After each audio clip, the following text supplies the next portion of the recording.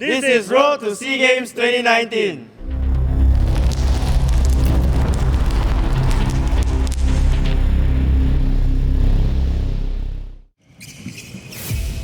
First introduced at the SEA Games in 1977, volleyball has featured at almost every edition of the Games with the exception of 1999.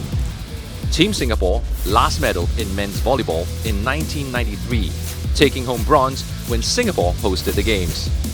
Having missed out on participation at the 2017 SEA Games, the men's volleyball team is bustling with youthful exuberance, with the oldest team member at just the tender age of 21 years old. We speak to team captain Teddy Teo, Travis Ang, Ajay Singh and Wilson Ng. Teddy, this is your first SEA Games.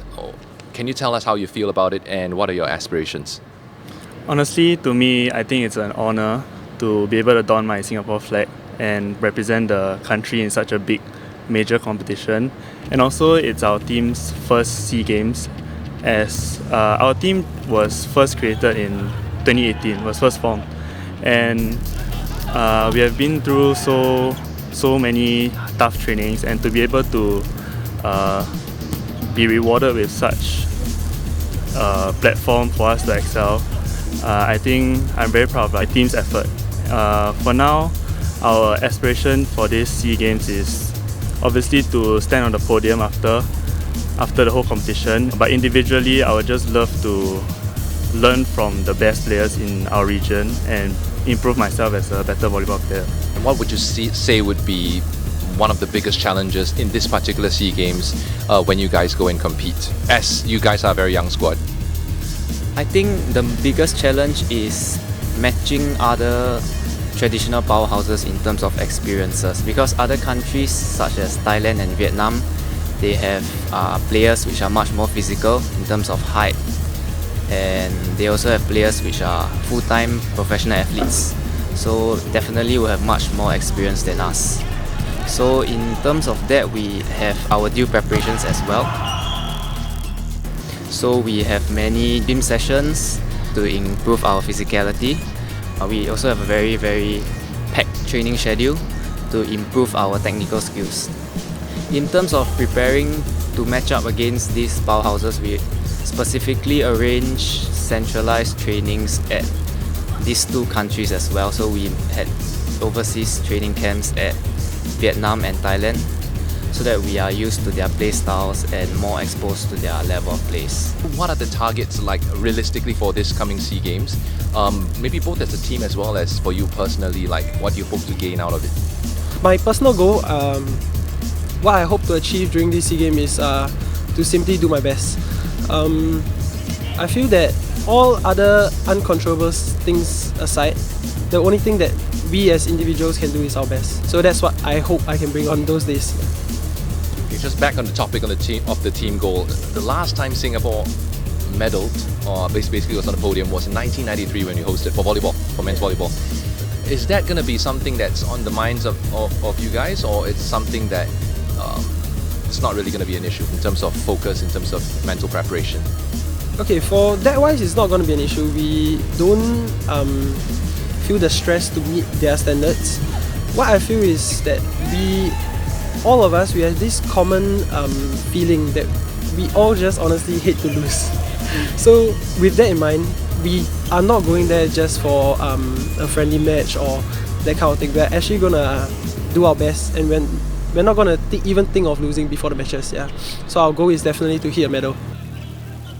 You guys have made quite a few overseas trips this year, to Taiwan, to Vietnam, which helped you guys qualify for the SEA Games, as well as to the Philippines just last month to play a friendly game, I understand. How are these matches and competitions preparing you for the SEA Games? It's very important for us because in the past we've been staying locally in Singapore to train, not really heading out, playing against bigger and better opposition. So by going overseas and participating in all these friendly games and tournaments, it really gives us a new perspective into volleyball, into international volleyball. So it helps us to improve our skills, what we see, what we don't see, and we can review all these games, and it's through that we managed to qualify also. maybe you can talk us through how the preparations have been like for the team the last couple of months. Okay, for the past few months, we have been going overseas. The most recent one was Philippines. We went there to have friendly with the host nation. That is quite a good training platform for us to see where the standard of these SEA Games is. And also, we have started training 5 times a week ever since we won the qualifiers in Vietnam. That's what made us got through to this SEA Games. And as of now, in the month of November, we just started training 7 times a week. But our coach have started to taper the training so that we won't overtrain and to promote recovery so we can go hard every day. I understand also recently that you got the Athlete of the Year for indoor volleyball and also the scholarship. And how will that serve to motivate you on a personal basis as an athlete moving forward? I feel that to have my efforts and constant training discipline being recognized by the association is quite a huge step for me. And of course, with the scholarship, it can help me to fund my expense, all the gears that I need and all the traveling expenses, food expenses. It really helps me a lot. And as a student, it is not easy to juggle both school expenses, income and training. So I mean that's a huge step for me. Vietnam carries some good memories for you guys because it helped you qualify for the SEA Games, isn't it? How does that actually feel? I still remember the crucial points where we won the 5th set, where the whole team actually was celebrating and shouted together. It was a very, very exciting and memorable moment for all of us, and we really enjoyed it. What does it personally feel for you to don the Singapore national jersey to represent Singapore? I feel extremely honoured and proud to don the Singapore flag.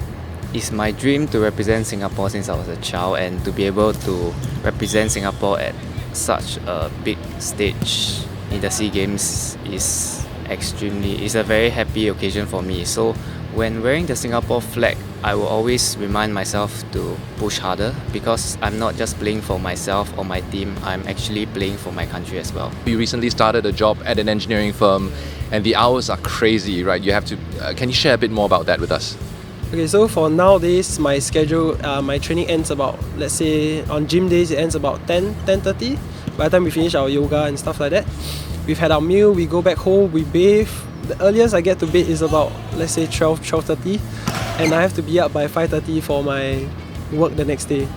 So honestly, it's definitely a challenge, but with the great support of our Volleyball Association of Singapore and SSI, they've actually given us a lot of recovery techniques. They've given us different seminars. We have great coaches like Coach Luis, our Coach Dennis. They actually go the extra mile to teach us how to recover. You guys have been having very intensive training, 7 days a week, and now centralized training. You guys see each other pretty much every day. But outside of that, you guys represent different clubs. Can you maybe just share a bit in terms of what the spirit within the camp is like and what you guys actually talk about? We're very pumped actually. Yeah, the goal is only SEA Games right now. Yeah, so everybody's looking to that. We're all digging deep, trying to find something, the extra something to boost us. Because 7 days a week is really, really very exhausting on us. We're all sore from trainings and all the gym sessions. So I think collectively we're all in tune. We're all in the same mindset that we're gonna fight for what we want. I'm Ajay. I'm Teddy. I'm Travis. And I'm Wilson, and we are from Team Singapore Volleyball. Do support us at the upcoming SEA Games 2019.